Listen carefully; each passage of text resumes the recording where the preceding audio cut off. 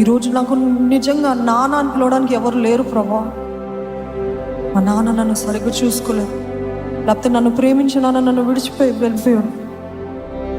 I need comfort అంటే God is saying I'm your comfort. Hallelujah.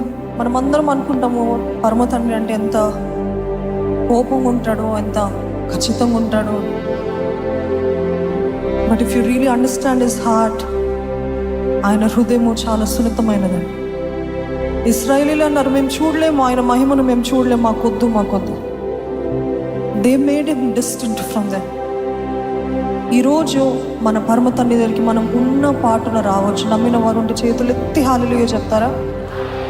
There so many setbacks in our lives. మన జీవితంలో మన బలహీనతలతో, మన లోపాలతో, వీటన్నిటితో ఆయన సన్నిధికి వచ్చి, తండ్రి, పరమ తండ్రి నన్ను చూసుకోవా, నన్ను సరిచేవా అంటే ఆయన త్రోసివేసే దేవుడు కాదు. ఎంత మాత్రం త్రోసివేసే దేవుడు కాదు. ఆయన ఆదరించే దేవుడు. ఆయన రెండు చేతులు, అందుకే ఆయన వాక్యం తెలియజేస్తుంది.